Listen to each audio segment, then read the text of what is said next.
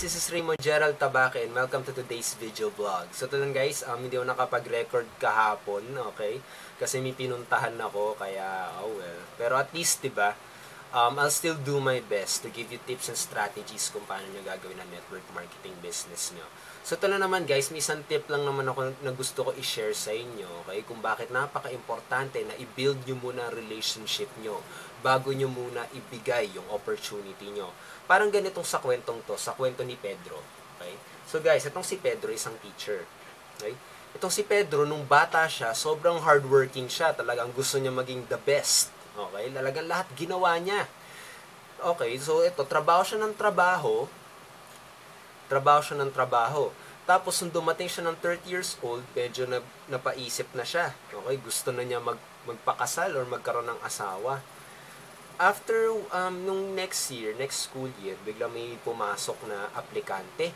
Napakaganda at napakabait. Sabihin natin si Bianca. Okay, si Bianca. Itong si Bianca, syempre, hindi baguhan pa, diba? So, nangangapa pa kung ano yung environment ng school. Okay. So, ito naman si Pedro, okay? Talagang nakita niya, napakaganda at napakabait talaga itong si Bianca. Nilapitan niya. Sabi ni Pedro kay Bianca, Bianca, pakasal na tayo. Okay? So, kayo, kung ikaw si Bianca, ano sa tingin mo magiging reaction niya? Okay? Ikaw, ano magiging reaction mo pag ikaw si Bianca? Sasampalin mo ba siya? Tatalikuran mo lang? Hindi mo siya papansinin or pagtatawanan mo siya? Kung best friend ka ni Pedro, kasama mo siya yun, di ba? Pagtatawanan mo si Pedro kasi sasabihin, lakas ng dating mo, pre. Okay? Ganun yun eh. So, guys, ito, pag nag-iba ang approach ni Pedro, sabihin natin nag-iba yung approach niya. Kung gumawa muna siya ng paraan, sabihin natin kay Bianca, tinulungan niya muna siya kung paano niya gagawin yung trabaho niya. Nagbigay muna siya ng tips, okay? Sabihin natin after yun, ilang weeks, kinuha niya yung number niya, hiningi niya yung number niya. Tapos after yun, niyaya niya muna lumabas, okay? Tapos tinanong niya kung pwede siya maging girlfriend. Sa tingin mo, mas magiging iba ba yung resulta kapag gano'n ang ginawa ni Pedro kaysa yung tipong yayain na gano'n pakasal? Okay? Yun guys eh. Sa tingin ko, kung ako tatanungin nyo, iba yung resulta ng isa. Okay? Kung isa, 99.9% rejection yan. Kung dito, baka mapapapunta sa 50% or 30% rejection. Okay? Kasi yun na nga eh. So ito guys ito lang gusto ko i-share sa inyo na kapag tipong kapag naghahanap kayo talaga ng business partners or downlines, lagi nyo tatandaan ng maigi na parang yung naghahanap kayo ng asawa. Okay? Parang yung nagpapakasal eh. Para kayo nagpapakasal niyan. Kasi these are your long-term business partners. Mahirap kapag nag-build ka agad ng downline mo na wala ka pang relationship sa kanya. Okay? Kasi hindi mo alam paano mo siya tuturuan. Okay? Tapos, kapag talagang goal mo is to have a long-term partner, is to have passive income, mostly, yung mga makikilala mo agad, tapos magpapasali agad, di mo man lang kinilala, mostly, yung mga taong nagkikwit agad, okay? 1 month pa lang, nagkikwit na agad, kasi tipong, hindi mo siya natutulungan eh, okay? Hindi kayo ganun magkakakilala pa. Lagi niyong tatandaan na you are a sponsor, okay? Tutulungan mo siya para makuha niya yung mga goals niya. At paano kayo magkakaroon ng ganun kapag tipong wala kayong relationship? So, yun guys eh. Just how to avoid rejection. Okay? Para mabawasan yung porsyento na mare-reject ka is to build relationship first. Katulad, sa Facebook. Okay? Tanungin mo muna siya. Hi. Yun lang. Just one hi. Kung mag-reply siya, hello. Okay? So, yun na. Maging interesado ka sa kanya.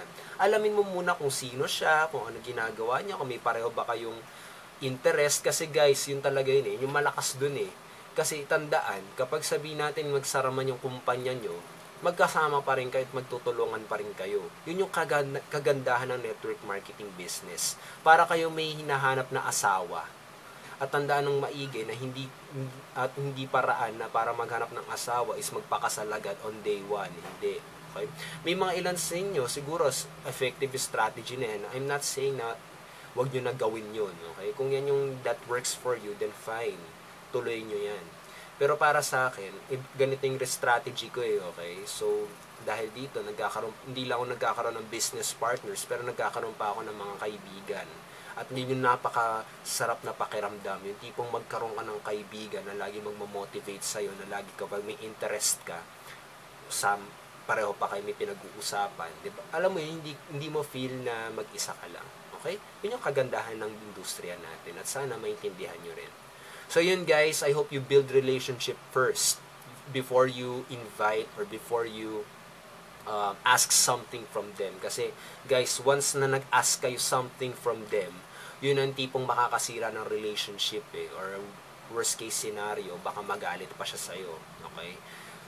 Pero kung sa tingin mo, strategy mo, okay, it's fine. Pero ito na sinasabi ko sa inyo, there's another way in how you can do it. Okay?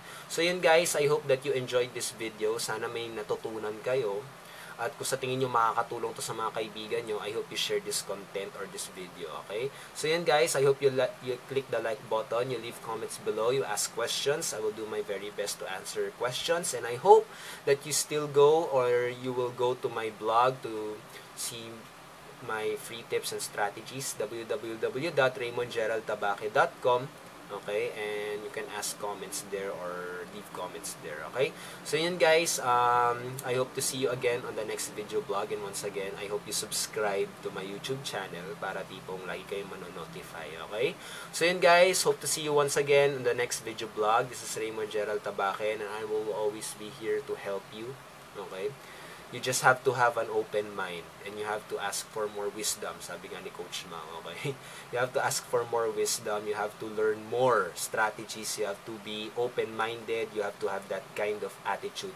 Bawasan mo ng pride mo, okay? Wala kang mapupuntahan sa pride mo. Kailangan maging open ka sa lahat ng matututunan mo, okay?